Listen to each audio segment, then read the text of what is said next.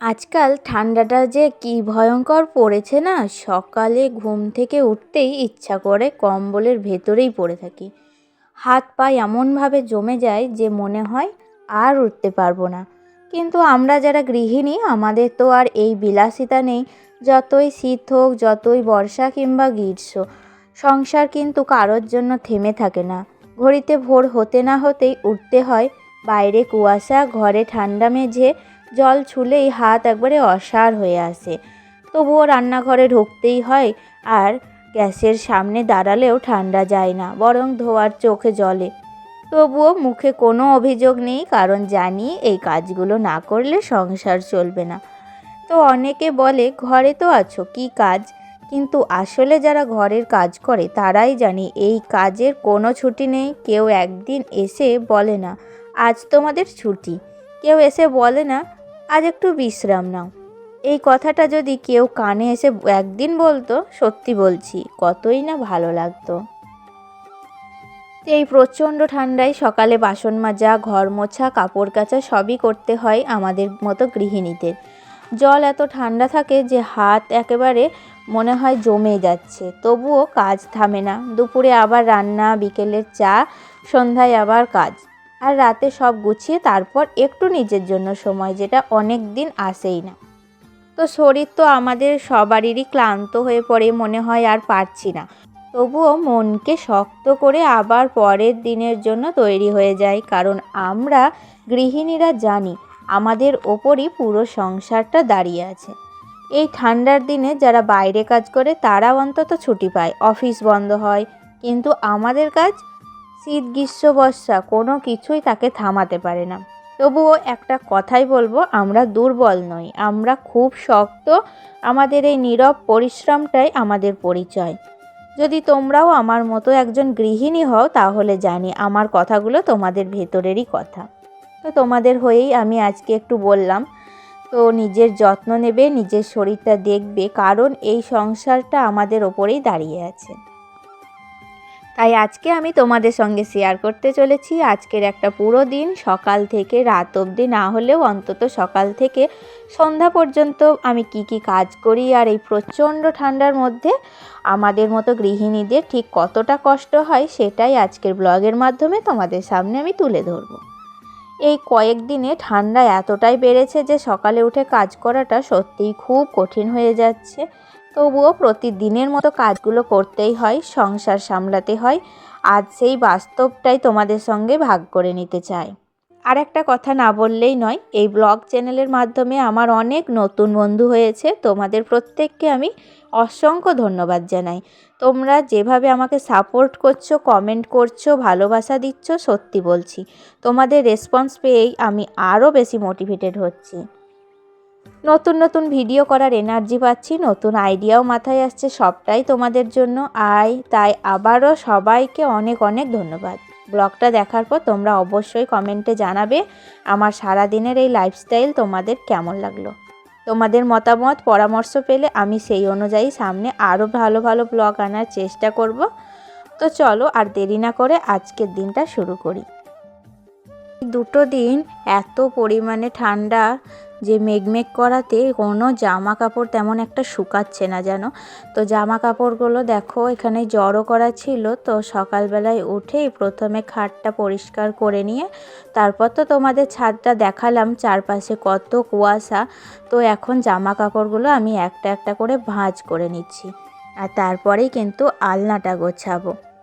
এখন ঘড়ির কাঁটায় বাজে ওই 7:30 মতো, কিন্তু বাড়ির সকলে কিন্তু এখনও ঘুমোচ্ছে। তো আমি ভাবলাম এই সুযোগে আমার পড়ে থাকা কিছু কাজ আমি সেরে নিই। আর আমি কি বলতো, এই কাজগুলো সেরে গিয়ে তারপর নিচে সবাইকে ডাকবো, তারপর সবাই ঘুম থেকে উঠবে। আসলে আমিও ভাবলাম যে এত সকাল সকাল উঠে তারাই বা কী করবে। তো যাই হোক, আমার কাজগুলো সারা হয়ে যাক, ততক্ষণ ওরা একটু রেস্টই নিক।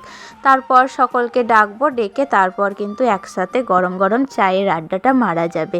তো চলো এখন দেখো আমার আলনাটা তো পুরোপুরি গোছানো কমপ্লিট হয়ে গিয়েছে, আর একটা পুরোপুরি গোছানো ঘরই কিন্তু একটা সংসারের সৌন্দর্য আনে।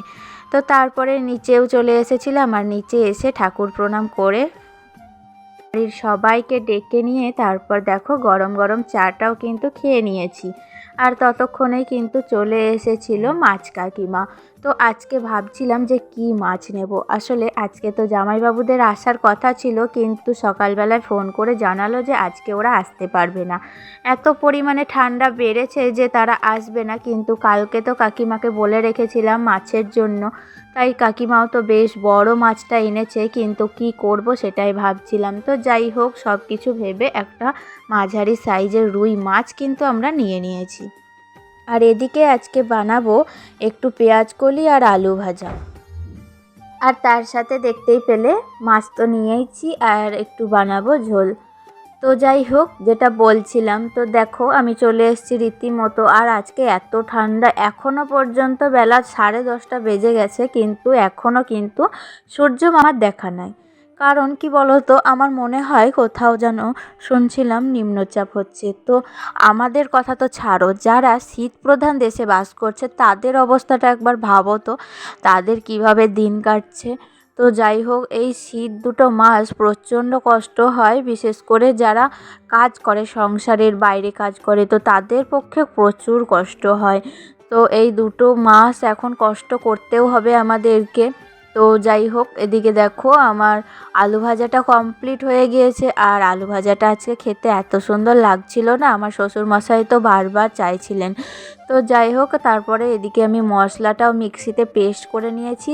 আর আজকে বিশেষ কিছু রান্না বান্না করব না, কারণ শীত লাগছে, প্রচণ্ড ঠান্ডা লাগছে। তো ভাবলাম আজকে অল্প একটু শর্টকাটের মধ্য দিয়েই রান্নাটা শেষ করব।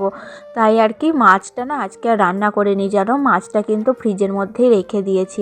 তো ওটা কিন্তু কালকে রান্না করে নেব। এমনিতেও আজকে কেউ আসেও নি, অতটা মাছ আমাদের লাগবেও না, তাই আজকে আর মাছটা রান্না করিনি। আজকে এই যে 5 রকম সবজি দিয়ে আজকে একটু জিরে বাটা দিয়ে ভালো করে ঝোল করব, আর ওই আলু ভাজা। আজকে আর আমি কিচ্ছু রান্না করব না।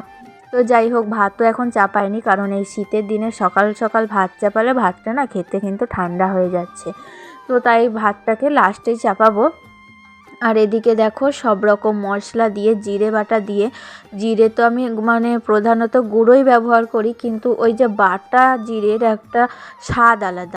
আগেকার দিনে দেখতে মানে মা কাকিমাদের দেখতাম মানে সব কিছু মশলা গোটা কিনতো, তারপর কিন্তু সেটা শিলে বাটনা করতো। কিন্তু এখন তো মানুষ মানে যত সুযোগ সুবিধাবাদী হয়ে গিয়েছে, তো সেই কারণে এখন বাটা মশলা কেউ তেমন একটা ব্যবহার করে না, ওই গুঁড়ো মশলা দিয়েই কাজ চালায়। তো আজকে কি আমার ইচ্ছা করলো যে বাটা মশলা দেব, তাতে করে ঝোলটা মানে কারি ভাত কিন্তু নুনে পোড়া, কথাই আছে না। তো সেই কারণেই আমি কিন্তু ভাবলাম যে আজকে একটু ঝোলটা স্পেশাল করে বানাই, তো সেই কারণেই বাটা মশলা দিয়েছি। তো স্বাদে মানে খেতে খুব ভালো লাগবে।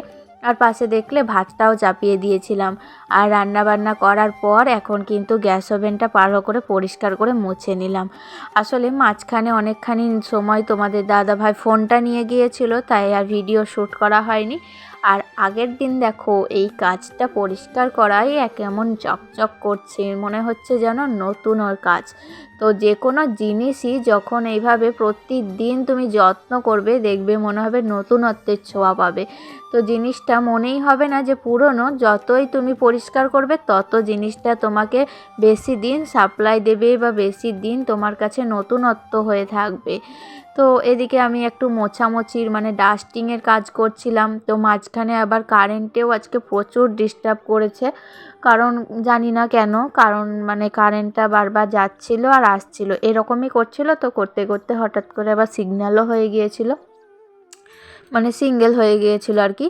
তো যাই হোক, এদিকে দেখো আবার কারেন্টটা চলেও এসেছে। মানে আমাদের রুমটা কি হয় জানো তো, কারেন্ট না থাকলে একটু অন্ধকার অন্ধকার লাগে। তো তো সব সময় দিনের বেলাতেও আমাকে কারেন্ট জেলেই কিন্তু ভিডিওটা শ্যুট করতে হয়, নয়তো অন্ধকার আসে।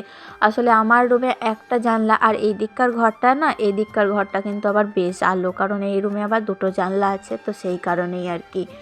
তো চলো দেখো, আমার কিন্তু ঘর দুয়ার পরিষ্কার পরিপাটি সব কিছু কমপ্লিট হয়ে গিয়েছে। আর দেখতে দেখতে যে বেলা কখন বয়ে যাচ্ছে বুঝতেই পারছি না, এত ঠান্ডা লাগছিল। তার মধ্যেও আবার মানে আজকে মানে গা থেকে সোয়েটারটা আজকে খুলতেই পারিনি যেন, মানে সকালবেলায় যে বাসি কাপড়টা কেচে দিয়েছিলাম, তারপর থেকে যে মানে কাঁচা কাপড় পরে সোয়েটারটা পরেছিলাম, আর তারপর থেকে কিন্তু আমার সোয়েটারটা খোলা হয়নি। তো এখন আবার একটু গরম জল করব, তারপর স্নানে যাব। এখন এই কটা দিন কিন্তু আমি এভাবেই স্নান করছি, কারণ আমার তো আবার সর্দির ধাত আছে। তো একবার যদি সর্দি কাশি লেগে যায়, তারপর এই শীতের সময় তো সংসারের কাজ যেমন করতে হয়, তো নিজে অসুস্থ হয়ে পড়লে আবার রাত্রে ঘুমোতে খুব কষ্ট হয় আমার। তো নাকে ওই যে নিঃশ্বাসটা পড়ে না না, তো সেই কারণে তাই জন্য আমি একটু মানে নিজের প্রতিও বেশ কেয়ারফুল হয়েছি, একটু গরম জল করে তারপর কিন্তু স্নানটা করছি। তো তাতে করে দেখি আবার মানে সর্দিটা যাতে না লাগে, তো সেই রকমই চেষ্টা করছি। তো লাস্টে ওই যে ওপরে দেখো চলে এসেছিলাম, আর ওপরটা মানে সকালবেলায় ঠান্ডা লাগছিল প্রচুর পরিমাণে, তাই সকালের দিকটা ওই বাসি ওপরটা একটু ঝাড়ু দিয়ে নিয়েছিলাম, কিন্তু মোছাটা আর কমপ্লিট হয়নি। তো দেখো এখন রান্না বান্না করে নিচের সব কাজ শেষ করে তারপর চলে এসেছি ওপরে, আর ওপরটা কিন্তু এখন মোছামুছি করছিলাম। আর এই সময় আসলে বাইরে একটু রোদ উঠেছিল, তাই ওই যে শাশুড়ি মা তারপরে বাড়ির সকল মেম্বার সবাই কিন্তু বাইরে খামারে রোদে আছে। তো ছাদে আমাদের কিন্তু প্রচুর রোদ, কিন্তু ওই যে বাবা একতলা থেকে 3 তলা উঠতে কত কষ্ট, তার উপরে যদি ধরো কেউ আসে বাড়িতে, তো আবার সেই 3 তলা থেকে নিচে নেমে এসো, তারপরে দরজা খোলো, তো বিভিন্ন রকম সমস্যা। তো সেই কারণে আমরা ছাদে বসতে পারি না। আর আমাদের বাড়িতে ওই সকাল থেকে কেউ না কেউ টুকটাক এসেই থাকে, যেন যে খিল কপাট দিয়ে তারপর যে ছাদে একটু বসে রোদ পোয়াবো, তো সেই উপায়টুকু নেই। তো সেই কারণে আমরা ছাদে খুব একটা বসি না। আর তারপরে ওই বাইরে একটু খামারে মানে বসি, একটু রোদে যতক্ষণ থাকে তো ততক্ষণ থাকি আর কি। তো তারপরে আবার মানে মন হলো তো কেউ যদি নিচে থাকে তবেই কিন্তু আমরা ছাদে থাকি। আর এদিকে দেখো একটা জামা কাপড়ও আজকে শোকায়নি, তো এই জামা কাপড়গুলো আবার কালকে সকালে রোদে দেবো, তো তবেই কিন্তু শুকোবে। তো জামা কাপড়গুলো একটু উল্টে পাল্টে দিলাম, তো হালকা হালকা রোদে একটু গরম হয়েছিল, তো আবার উল্টে পাল্টে দেওয়াতে যাই হোক একটু শুকাবে হয়তো মনে হচ্ছে। তো চলো এখন তো আমি স্নানে যাব। তো আজকের মতো ব্লগটা তাহলে এখান থেকেই শেষ করে দিচ্ছি। তো কেমন লাগলো কমেন্ট করে জানাতে ভুলো না। তো ভালো লাগলে লাইক করে দিও। তো চলো আজকের মতো এখানেই শেষ করছি, আবারও দেখা হবে নেক্সট ব্লগে। ততক্ষণ ভালো থেকো, টাটা।